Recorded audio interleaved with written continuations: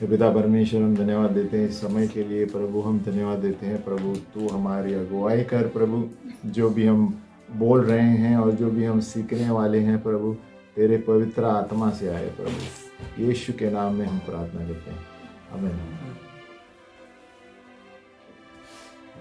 तो गई बार हम सीख रहे थे बपतिस्मा के बारे में, है ना। बपतिस्मा का विषय था पानी का बपतिस्मा, और यीशु मसीह ने कहा कि वो जो विश्वास करेगा और बपतिस्मा लेगा उनका उद्धार होगा, है ना। और हम थे प्रश्न नंबर 17 पर से है। 17 हो गया क्या? 17 हो गया। 17 हो गया। तो 18 नंबर प्रश्न पे थे हम।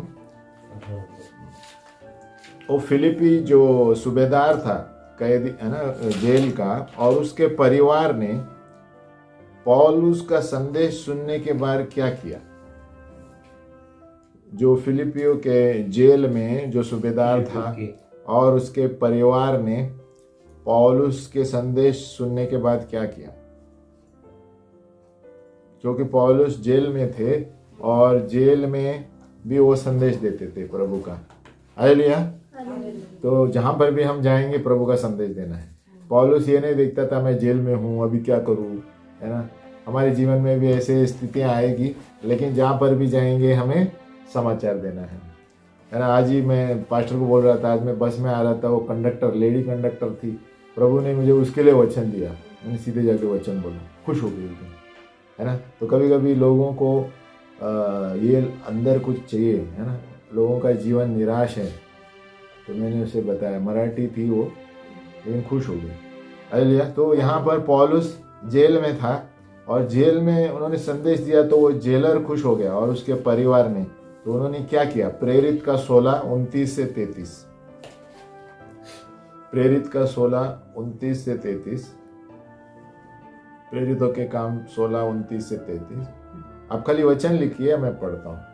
तब वो दिया मंगवा कर भीतर लपक गया और कांपता हुआ पौलुस और सिलास के आगे गिरा और उन्हें बाहर लाकर कहा, हे साहिबों, उद्धार पाने के लिए मैं क्या करूं?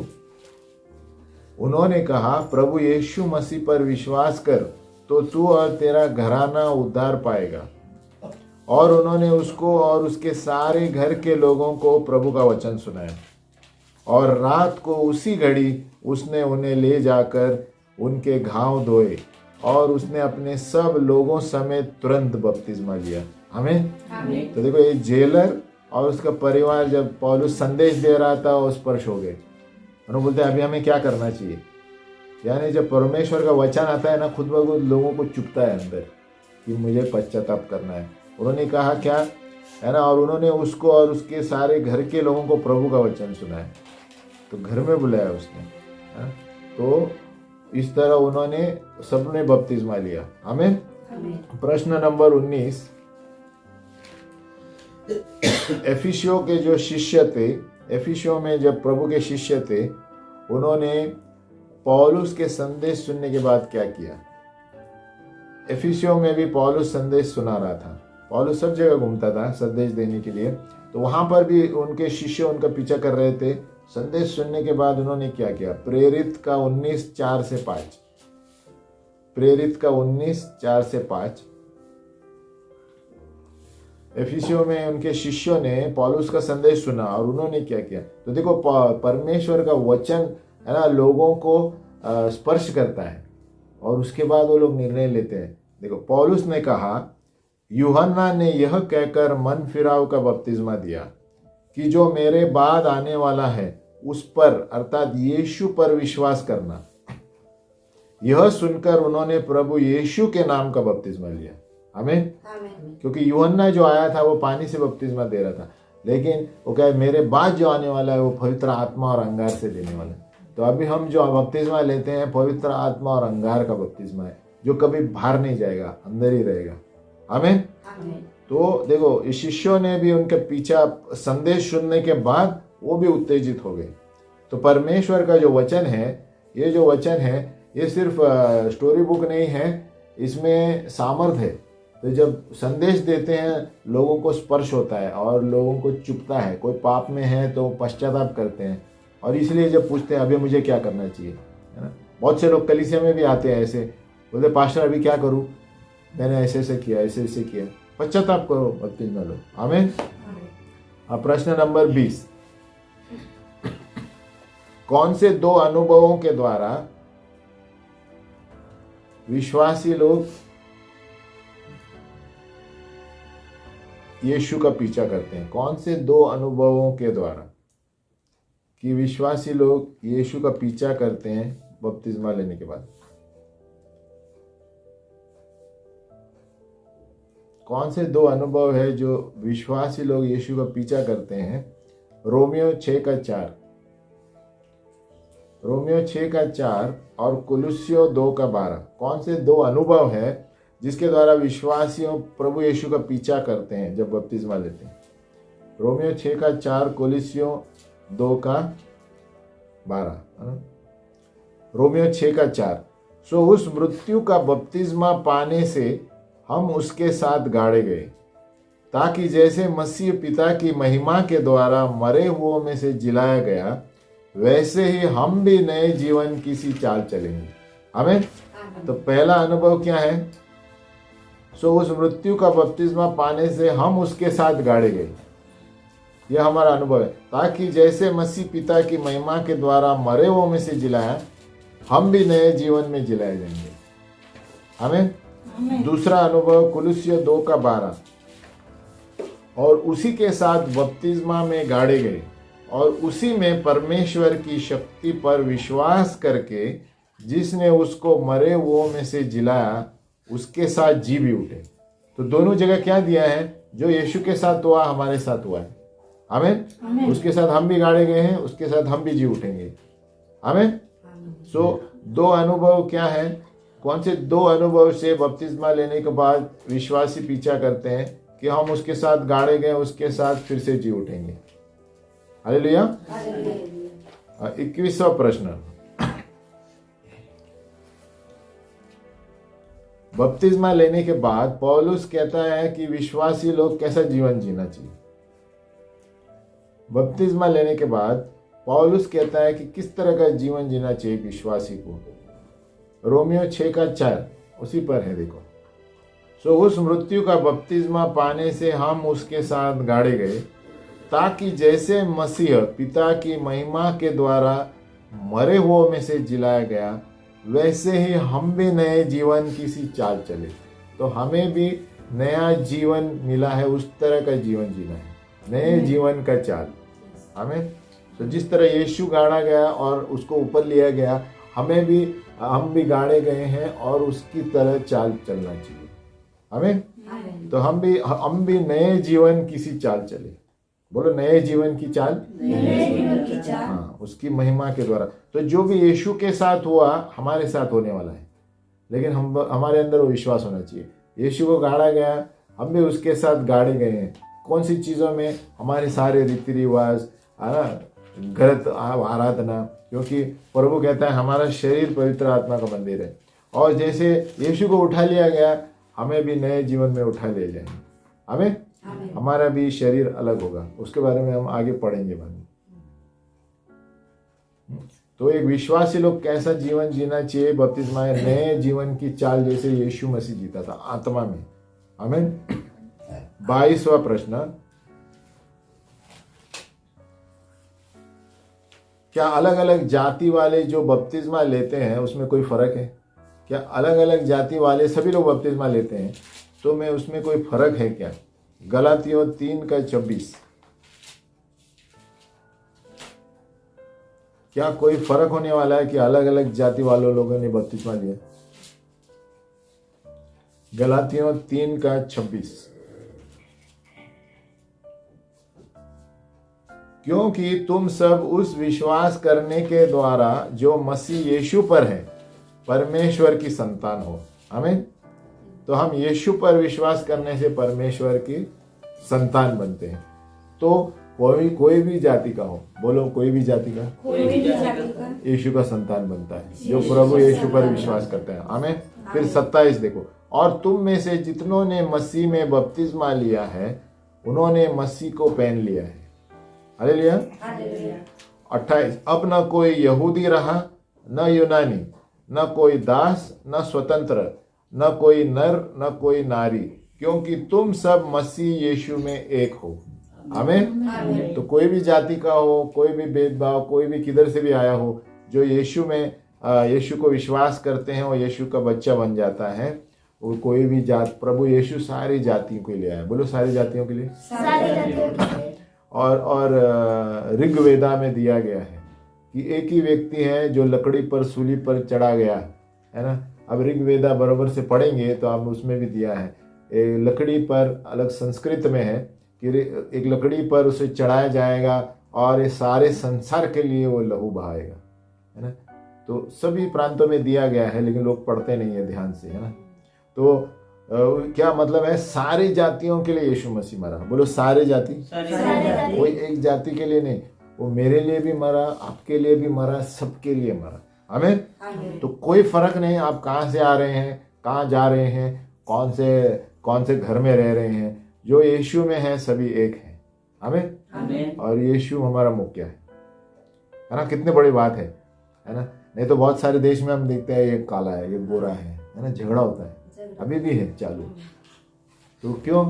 प्रभु यीशु में जो है, प्रभु कहता है एक है, यीशु सबके लिए मरा, क्योंकि जो यीशु में विश्वास करेगा वो स्वर्ग में जाएगा। बस, और कुछ सोचने की बात ही नहीं है ना।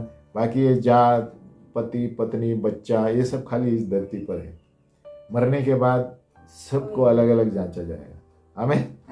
तो ये भी जानना जरूरी है। मरने के बाद सभी लोग, पति को अलग यीशु के सामने खड़ा रहना है, पत्नी को अलग रहना है, बच्चे को अलग रहना है, सबको अपना जवाब देना है कि यीशु को क्या किया मैंने यीशु के लिए, है ना, विश्वास किया क्या नहीं।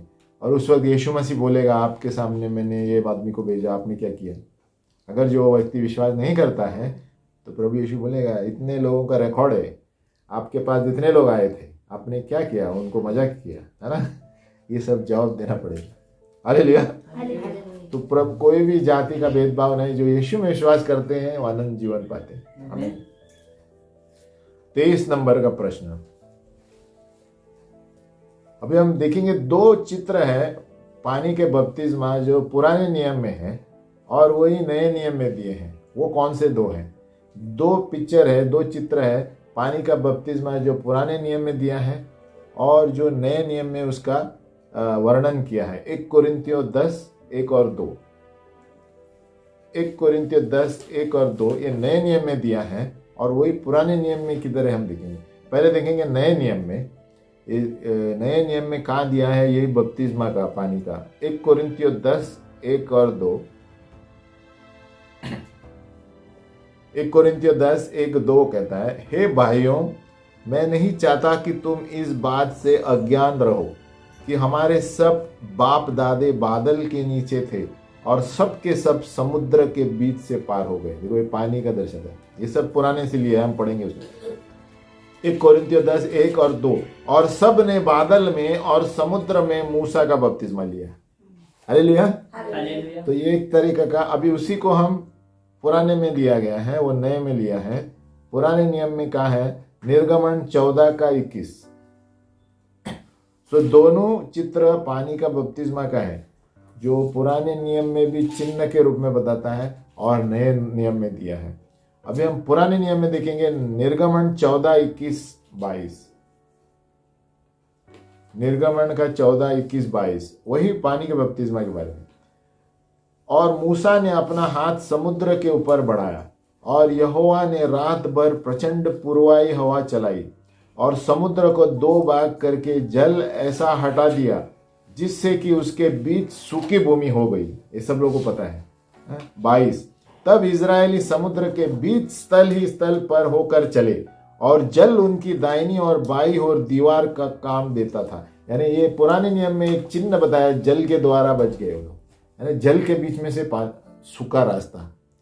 हमें और यही हमने अभी पढ़ा कहाँ पर 1 कोरिन्थियों 10 1। पौलुस वही दर्शा रहे हैं, हे भाइयों, मैं नहीं चाहता कि तुम इस बात से अज्ञान रहो कि हमारे बाप दादे बादल के नीचे थे और सब के सब समुद्र के बीच से पार हो गए, है ना। और कहता है और सब के बादल में और समुद्र में मूसा का बपतिस्मा लिया, है ना। तो बपतिस्मा कैसा लिया? वो बच गए सब लोग पानी के अंदर से, तो उसी तरह नए नियम में हमें बताता है कि बपतिस्मा लेने से हम उद्धार पाते हैं यीशु में, कि हमारा पुराना चला गया, हम सब नए हो गए। आमीन। और एक है वचन 1 पतरस 3:20, उसी और एक चित्र है ये 1 पतरस 3:20। ये पानी का चिन्ह बता रहा है, जो पुराने नियम में भी है, नए नियम में भी। पहले नए नियम में देखेंगे 1 पतरस 3:20।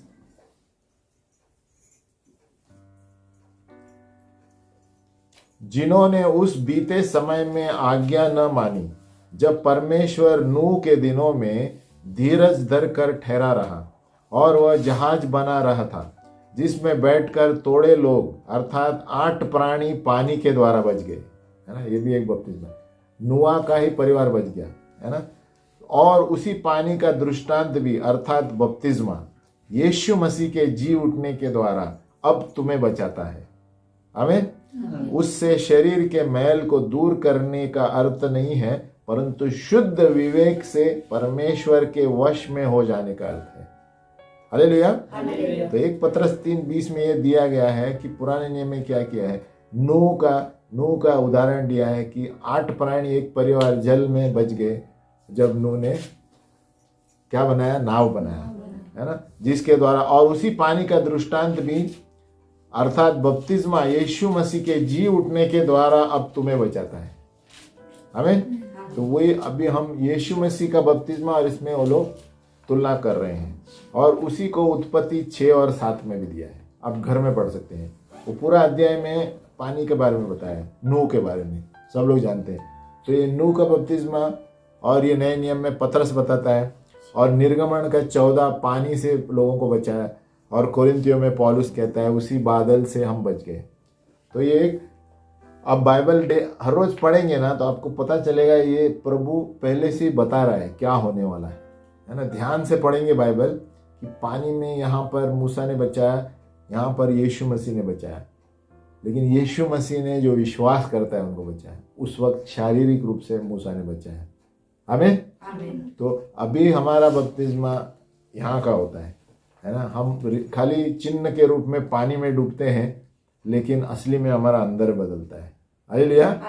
लेकिन मूसा के समय वो पानी से गुजरे और बच गए, वो शारीरिक रूप था क्योंकि व्यवस्था थी, है ना।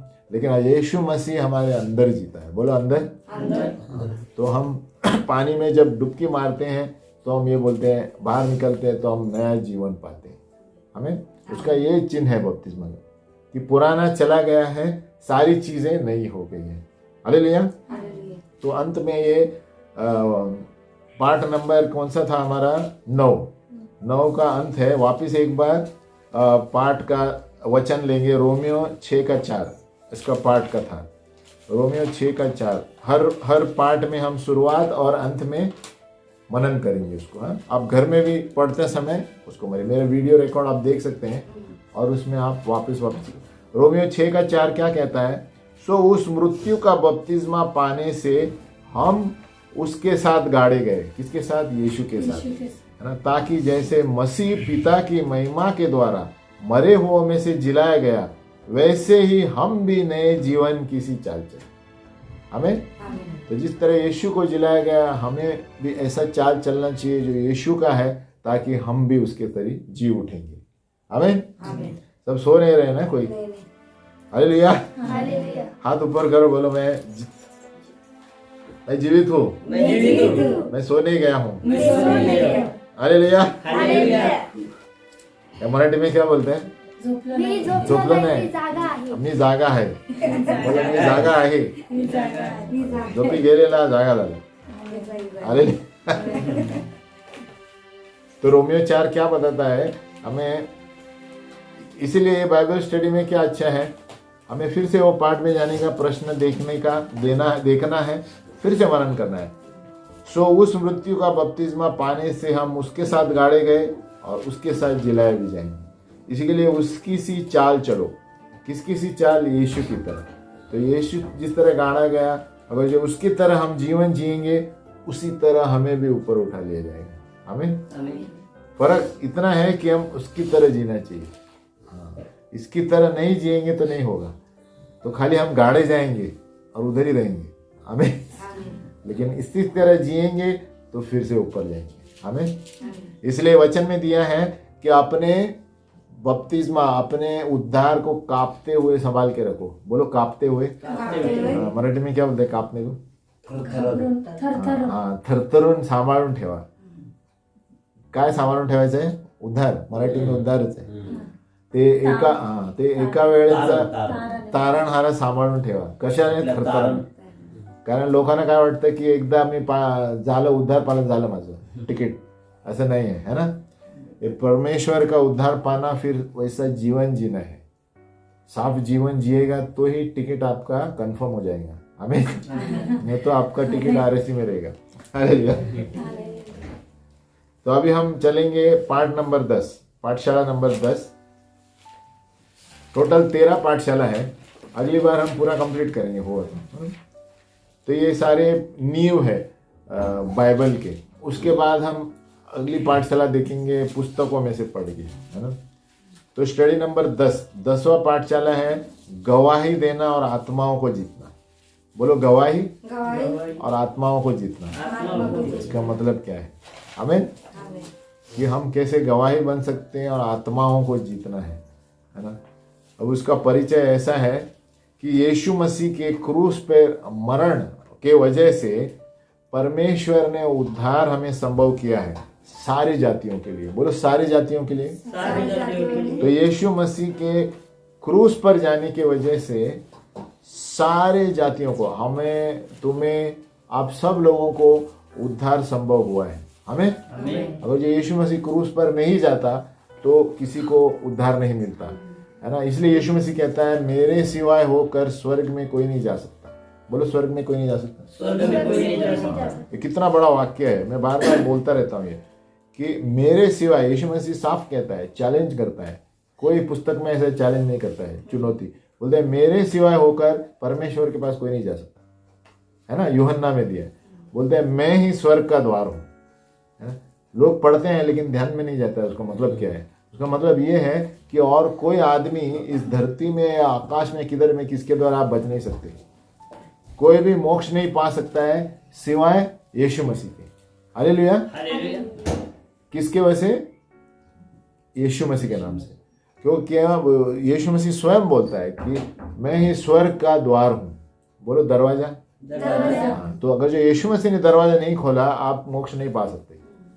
तो इसलिए यीशु मसीह कहता है मैं दरवाजा खटखटाता हूं, जो कोई खोलेगा मैं अंदर आऊंगा और उनके साथ भोजन करूंगा। आमीन। तो लेकिन ये उद्धार पाने के लिए हर एक व्यक्ति को पहले वचन सुनना है, तभी वो लोग स्वीकार कर पाएंगे, है ना। इसलिए आज हम कितने लोगों को वचन बोलते हैं रास्ते पे, दूसरा रास्ता पकड़ कर जाते हैं। क्यों? शैतान ने उनके मन को बंद कर रखा है हमें, ताकि वो यीशु के बारे में नहीं जाने। क्योंकि शैतान को भी पता है कि उसका अंत कब आने वाला है। तो इसलिए शैतान पूरी कोशिश करता है कि लोग सुने नहीं, है ना। तो परमेश्वर की योजना ये है कि सभी लोगों का उद्धार हो और पवित्र आत्मा से भरे, है ना। और फिर वो सामर्थ दूसरों को बताने के लिए इस्तेमाल करें। परमेश्वर की यही योजना है। जब हम प्रभु में आए, बोलो प्रभु में आए, तो हमें कुछ नहीं पता था, लेकिन अभी हम दूसरों को बताते हैं कि नहीं। तो प्रभु यही चाहता है कि हम चुप नहीं बैठे। बोलो चुप नहीं बैठे। बोलो गप्प नाही बसायचं। किरण सांग गप्प नका बसू। सांगायचंय, तोंड उघडायचंय। कुठे रस्त्यावर, मार्केटवर तोंड उघडायचंय आणि यीशु। इसीलिए बोला ना, परमेश्वर की योजना है कि हर एक व्यक्ति जो उद्धार पाया है पवित्र आत्मा से दूसरों को भी बचाएगा। आमीन। तो मैं गए संडे में यही प्रचार किया था कि हमारा जीवन का मकसद है कि हम आत्माओं को बचाए। बोलो आत्मा को बचाए। क्योंकि प्रभु ये नहीं पूछने वाला है कि आपके घर में कितना पैसा था, आपके पति क्या करते थे, आपका पोजीशन की मैनेजर था क्या। प्रभु नहीं पूछने वाला है। प्रभु पूछने का आपने कितने आत्माओं को बचाया। बोलो कितने आत्माओं को बचाया। तो बहुत से लोग शैतान उल्लू बनाते हैं यहाँ पर। उनको लगता है मेरे पास संपत्ति है, पैसा है ना, गाड़ी है, बंगला है। प्रभु बोले हट, मैं तुम्हें जानता नहीं, कौन है तू। हालेलुया। प्रभु बोलेगा मैं, आपने कितने आत्माओं को जीता, आओ अंदर आओ। आमीन। तो परमेश्वर चाहता है कि हर एक का उद्धार हो। बोलो उद्धार।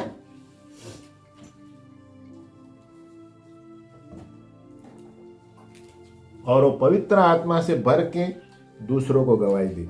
इसलिए यीशु मसीह ने कहा कि सारे संसार में जाओ और समाचार करो, है ना। तो आप जहाँ पर भी जाते हैं, मार्केट में भाजी वाला, मसाले वाला, दूध वाला, सबको वचन देना है। ये नहीं सोचना है कि अरे ये भाजी वाला को मैं कैसे बताऊँ। सभी का उद्धार होना है। बोलो सभी का। हाँ, आप कभी ये मत सोचो मैं कोट बिट पहन के भाजी वाले के पास कैसे जाऊँ, जाने का लोग क्या बोलते हैं भाड़ में का। हालेलुया। हमको उद्धार देने का है, हमको आत्माओं को बचाने का है। बहुत से लोग कभी कभी ऑफिस में डरते हैं, अरे मैं अच्छा टाई पहन के हूँ, ये सिक्योरिटी वाले को कैसा बताऊँ।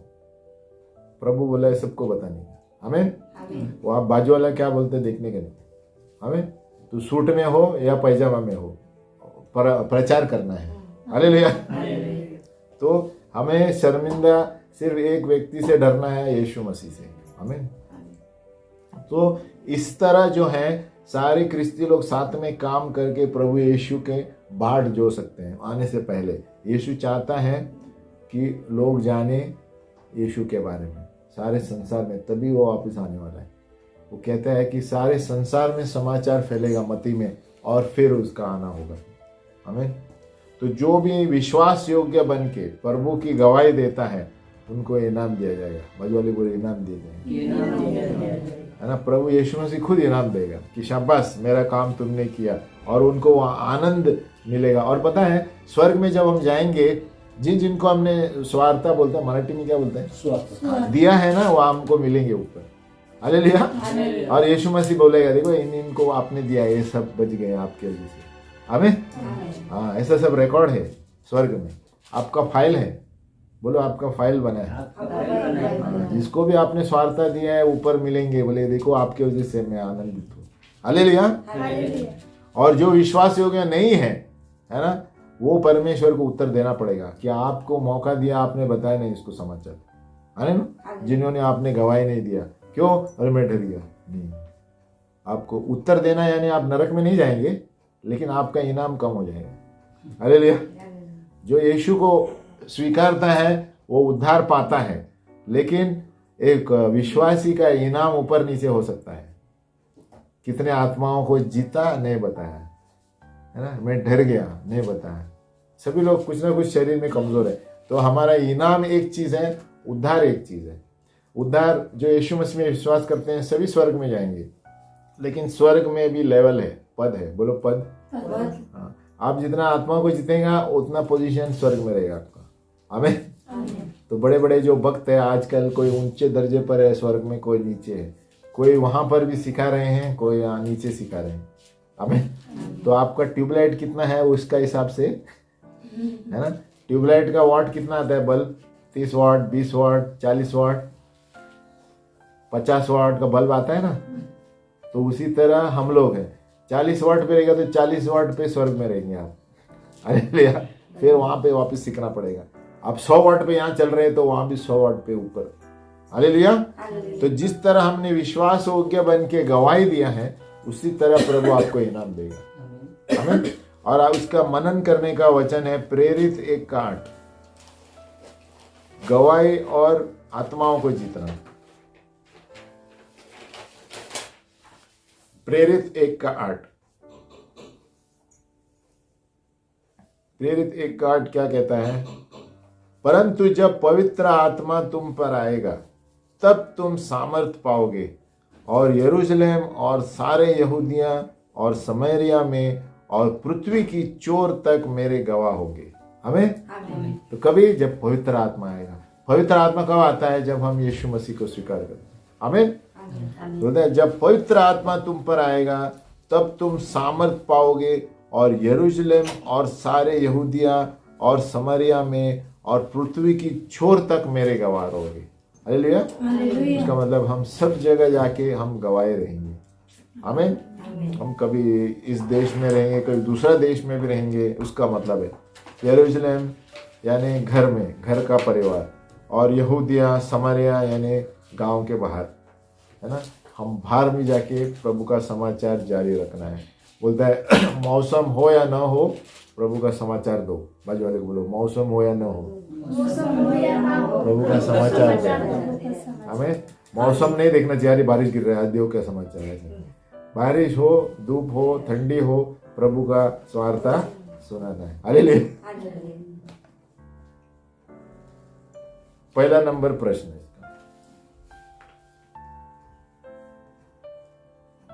प्रभु यीशु ने अपने शिष्यों से क्या कहा कि उनके लिए उनको क्या करना है? प्रभु यीशु मसीह ने अपने शिष्यों से कहा कि यीशु के लिए उनको क्या करना है। अभी हमने पढ़ा वही प्रेरित 1:8।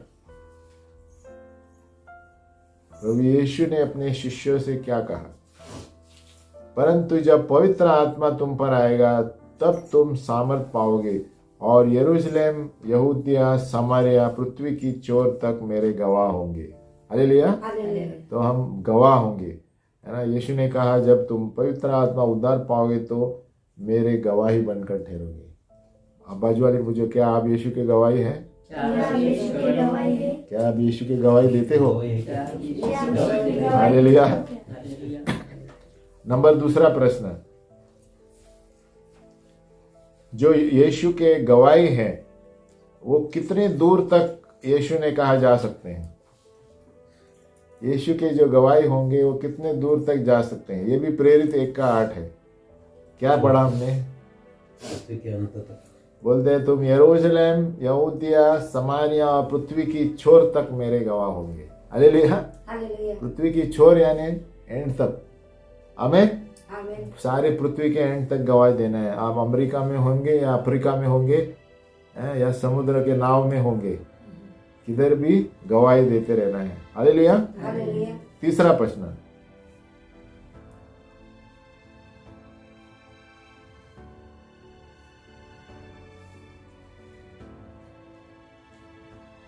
हमारी जो गवाही है इस काल के पहले किन किन को देना है? हमारी गवाही जो है इस काल के अंत के पहले किन किन को देना है?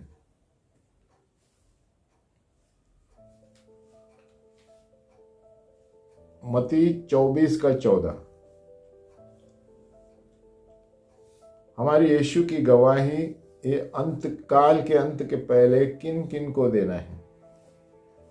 मत्ती 24:14।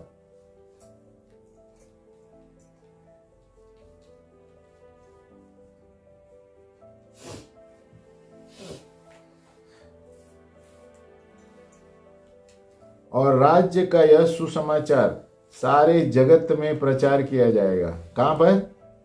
सारे कि सब जातियों पर गवाही हो, तब अंत आ जाएगा। जैसे मैंने बताया, देखो सारी जगह पर जाना, फिर अंत आने वाला है। प्रभु का पुनरागमन बादलों पर आएगा। और राज्य का यह सुसमाचार सारे जगत में प्रचार किया जाएगा कि सब जातियों पर गवाही हो। देखो कौन सी जाति लिखा नहीं है, सब जातियों पर। हमें तब अंत आ जाएगा। हालेलुया। तो अभी भी समाचार देना कितना बाकी है? सारी जातियों, हर एक गांव में, खेड़े में, सब जगह समाचार जाना है हमें, आदिवासी से लेकर, है ना। तो कितने जगह हैं जहां पर अभी हम देखते हैं यीशु कौन है, पूछते हैं, किसी को मालूम भी नहीं यीशु कौन है। तो कितना जरूरी है बताना कि यीशु कौन है, किसके लिए आया। हमें लिखते सारी जातियों और फिर अंत आएगा। हमें फिर प्रश्न नंबर 4,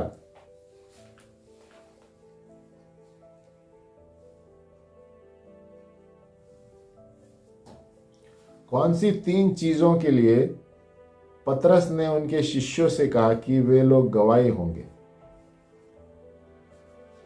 कौन सी 3 चीजों के लिए पतरस ने अपने शिष्यों के साथ गवाही कहा, गवाही देंगे? प्रेरित का 10:39 से 41। कौन सी 3 चीजों से पतरस और उनके शिष्यों ने गवाही दी यीशु के बारे में? प्रेरित का 10:39 से 41।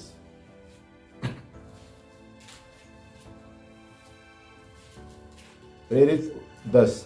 और हम उन सब कामों के गवाह हैं जो उसने यहूदिया के देश और यरूशलेम में भी किए, और उन्होंने उसे खाट पर लटकाकर मार डाला। 40। उसको परमेश्वर ने तीसरे दिन जिलाया और प्रकट भी कर दिया। 41। सब लोगों को नहीं वरन उन गवाहों को जिन्हें परमेश्वर ने पहले से चुन लिया था, अर्थात हमको जिन्होंने उसके मरे हुओं में से जी उठने के बाद उसके साथ खाया पिया। हमें तो यहाँ क्या दिया है कि वो क्या बोला, किन कौन सी 3 चीजों के लिए पतरस और अपने शिष्यों ने कहा गवाही देंगे, है ना? कौन सी 3 चीजों के लिए? 39, और हम उन सब कामों के गवाह हैं जो उसने यहूदिया के देश और यरूशलेम में भी किए, है ना? यानी वो एक गवाही हुई। नंबर 2, 40 पर, उसको परमेश्वर ने तीसरे दिन जिलाया और प्रकट भी कर दिया, ये दूसरी गवाही है। नंबर 3, सब लोगों को नहीं वरन उन गवाहों को जिन्हें परमेश्वर ने पहले से चुन लिया, अर्थात हमको, है ना? तीसरा है कि हम सब लोग उनकी गवाही हैं, है ना? कि मरे हुए में से जी उठने के बाद उसके साथ खाया पिया। हमें ये 3 चीजों के गवाही पतरस कहता है, ये लोग गवाही थे। पतरस और उनके शिष्य ये 3 चीजों के गवाही थे। क्यों? पतरस उनके साथ ही था, यीशु मसीह के साथ, है ना? और शिष्य भी थे। नंबर 1, और हम उन सब कामों के गवाह हैं। सब काम जो यीशु मसीह ने किया, पतरस और उनके शिष्यों ने देखा है। नंबर 2, उसको परमेश्वर ने तीसरे दिन जिलाया, प्रकट किया, वो लोग वहां पर थे। नंबर 3, सब लोगों को नहीं वरन उन गवाहों को जिन्हें उन्होंने चुन लिया, अर्थात हम, पतरस लोग वहीं थे। ये तीनों चीजें उन्होंने अपनी आंखों से देखी है। तो ये तीनों चीजें के गवाह पतरस थे, है ना? यीशु के साथ जो उनके काम उन्होंने देखे और तीसरे दिन जी उठा भी देखे और उनको भी चुन लिया, वो सब वही गवाह है। हालेलुया। तो ये